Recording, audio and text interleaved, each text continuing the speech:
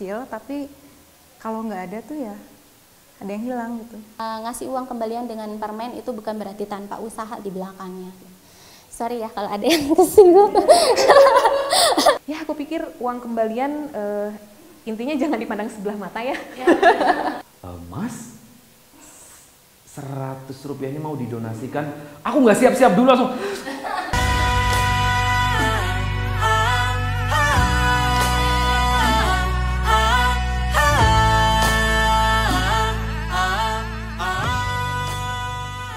Makasih ya sudah berbagi semuanya. Ini baru volume 2 sih ya berbicaranya, tapi saya nggak nyangka ya kalau progresnya tuh lumayan buat saya pribadi ya. Dari yang awalnya megang ginian aja masih bingung gitu, ini apaan sih? Terus sekarang udah mulai ngerti sih ya, meskipun masih disettingin sama Desini dan Santi yang luar biasa ini. Terus berada di depan ini juga udah mulai terasa nyaman, meskipun deg-degan pasti masih ada. Tapi saya rasa sih semua hal juga kan proses ya, dan proses itu kan step by step, satu langkah demi satu langkah. Kayaknya agak jarang ya orang yang berproses dari 0 tiba-tiba jadi 100 gitu. Dan saya sih termasuk orang yang menikmati proses gitu. Karena dari proses yang kecil-kecil itu aja kelihatan banget ini kita bisa ngelihat improvement kita tuh di mana sih. Kelihatan banget usaha kita hasilnya ini loh. Ataupun tidak ada hasilnya misalnya, tapi terasa gitu, ada sesuatu yang kita lakukan, dan itu hanya bisa terlihat kalau kita menikmati proses dari yang kecil-kecil itu. Sama kayak uang kembalian sih buat saya, sesuatu yang kecil-kecil yang kalau misalnya ditumpuk digabung itu ternyata jadi sesuatu yang luar biasa gitu, besar gitu jumlahnya. Karena uang ya, kita kalau uang kan ngomonginnya jumlah ya.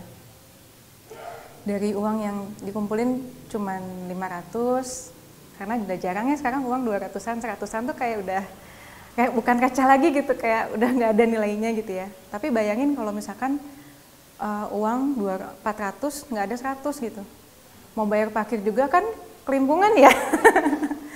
Tiba-tiba semua saku dikodokin gitu, terus kalau di mobil udah ke kolong-kolong diliatin gitu, karena nggak ada 100 rupiah aja gitu. Nah itu sih sebetulnya kalau buat saya tuh uang kembalian tuh nilainya seperti itu, kecil tapi kalau nggak ada tuh ya ada yang hilang gitu, kerasa banget gitu. Makanya saya suka sebel kalau misalkan uang kembalian tuh tiba-tiba diambil haknya gitu. Kayak misalnya nih, kalau misalnya belanja atau naik angkot, saya kan dulu suka banget naik angkot ya. Kenapa saya suka naik angkot tuh karena kita tuh duduk sebelahan sama orang yang kita sama sekali nggak kenal gitu. Terus tapi kita bisa ngelihat pola tingkah lakunya orang-orang itu gitu dari jarak dekat gitu, tanpa harus berinteraksi. Karena saya kan sebenarnya orangnya agak kakuan ya, awkward dan gitu. Jadi kalau misalnya harus banyak berinteraksi juga agak-agak. Nah kalau di angkot tuh saya bisa ngeliatin banyak orang, bisa deket sama orang tanpa harus ngomong dan segala macam.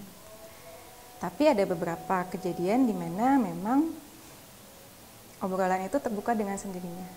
Terutama ketika entah saya atau orang di sebelah saya lupa bawa uang receh. Disitulah biasanya kembalian yang saya kumpulin itu jadi bermanfaat gitu. Antara saya kasihin ke orangnya, atau misalnya kadang-kadang saya yang suka kelupaan. Terus saya pernah suatu waktu naik angkot Antapani, kan rumah saya dulu di Akcamani. Naik angkot Antapani dari BIP, itu kan perjalanannya panjang ya, sampai bisa tidur dulu gitu di mobil karena dia muter-muter. Begitu sampai di Antapani, terus saya tuh mulai kelabakan gitu, karena ternyata saya lupa bawa uang receh gitu. Di pause dulu ya. Udah kucing. Ditutup aja kali pintunya. Terus karena saya kan mukanya nggak bisa bohong ya, jadi pasti kelihatan paniknya kan. Terus ada ibu-ibu tuh ngeliatin saya terus. Dan ibu-ibu itu sama anaknya, baru pulang sekolah, kayaknya baru ngejemput gitu. Beliau nggak bicara apa-apa sama saya, tapi dia ngeliatin gitu. Ya mungkin karena namanya di angkot itu ya ada ruang publik tapi privat gitu. Jadi meskipun dia ruang publik, tapi untuk nyapa orang sebelah pun ragu kan sebenarnya gitu. Jadi ibu-ibu itu cuma ngeliatin aja, tuh saya merasa sih diliatin, tapi saya juga nggak pengen nanya gitu, karena ya itu tadi ruang publik yang privat. Tiba-tiba ibu itu turun di tengah jalan, dia turun ngasih uang, terus pas mau dikembaliin sama angkotnya katanya kembaliannya buat neng itu aja, katanya. Gitu. Terus saya kayak oh my apa ya, segitu berharganya loh gitu. Uang kembalian yang sama saya tuh kadang suka dicuekin aja gitu loh. Bahkan saya tuh kalau bayar angkot gitu kadang-kadang kembaliannya kurang, ya nggak sih, suka kayak gitu nggak sih? Ngasih uang 10.000 dikembaliin cuma berapa gitu. Terus nggak dihitung kan biasanya kalau buru-buru kan, kayak saya kan tukang telat tuh. Kalau ngambil kembalian masukin aja ke saku atau ke dompet lari gitu. Pas mau jajan ngelihat ya gitu. Itu saya, tapi biasanya saya ya udah santai aja gitu. Pada waktu itu saya benar-benar ngerasa apa ya, ternyata uang yang kecil-kecil itu tuh emang berarti banget gitu. Pas saya benar-benar butuh terus ada yang ngasih, nilainya nggak seberapa sih, paling kayak 2.000, 3.000 ya pada waktu itu, tapi luar biasa sih ya. Dan bahkan yang sekecil itu kalau misalnya dimanfaatkan dengan baik, kayak ibu itu misalnya contohnya dia ngasih kembaliannya ke saya, kan dia beramal ya, jadi pahala loh gitu. Nggak usah banyak-banyak gitu loh. Makanya kadang kalau misalnya lihat di supermarket apa kan ada kayak kotak kenceleng gitu, kadang suka masukin atau enggak. Kalau saya sih sebenarnya lebih suka ngumpulin aja sih, uang kembaliannya dikumpulin terus dikantongin, terus pas udah akhir minggu kan suka dihitung tuh ada berapa jumlahnya, terus ditukerin sama uang lembaran baru disumbangin. Nah yang jumlahnya ini biasanya suka habis lagi di jalan gitu, kayak apalagi kalau bawa kendaraan kan ya ada bayar yang polisi gope, ada bukan cepet lagi kan sekarang mah ya, bayar polisi gope atau bayar parkir atau apa ya pasti habis dalam sekejap dan udah nggak tahu kemana aja gitu. Jadi ya itu sih kalau saya sih berpendapat bahwa ya uang kembalian tuh kecil-kecil tapi cabai rawit gitu ya, gigit banget gitu kalau nggak ada tuh, kayak itu sih. Itu aja, mudah-mudahan teman-teman sini nggak banyak yang ngalamin kayak saya, ketinggalan uang nggak bisa bayar angkot. Itu sampai keringet dingin. Pun kalau misalnya mengalami, mudah-mudahan bertemu orang-orang baik yang menolong, atau mungkin kita bisa jadi salah satu dari mereka yang ngisihin uang kembalian terus bisa dibantu untuk bisa digunakan untuk membantu sesama. Kasih.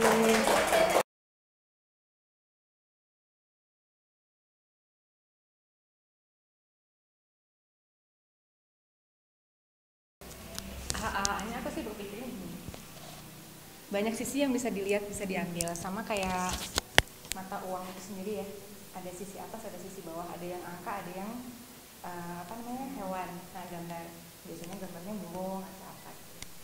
Kalau kita hanya ngeliat dari nominalnya aja, dari angkanya aja, gampang ya ngitungnya, empiris banget gitu. Tinggal 1 tambah 1 ya 2 gitu. Tinggal kalau misalnya ngasih uang segini, baliknya harus segini dong. Kalau ngasih uang segini, permennya harus 5 misalnya. Itu kalau melihat dari sisi yang nominalnya, kuantitasnya. Tapi kalau melihat dari belakang, sisi dibaliknya itu ternyata banyak sisi-sisi manusianya gitu, banyak cerita-ceritanya dibalik uang kembalian yang 100, 200, 500 itu gitu. Nggak bisa semuanya dinilai hanya dari satu sudut pandang aja. Nggak bisa semuanya dinilai hanya dari hitung-hitungan matematika aja, dari orang yang apik aja, dari orang yang tadi ngitung di depan kasir lama itu aja gitu, dan dia pasti bisnisnya sukses kayaknya. Gitu aja. Tapi menariknya ternyata di balik itu banyak cerita-cerita yang sedikitnya bikin kita terenyuh, bikin kita kesal-kesal gemes gitu ya, atau bikin kita ketawa-ketawa, atau ya memang bikin kita jadi lebih paham sih bahwa ya dinamika orang memang berbeda-beda.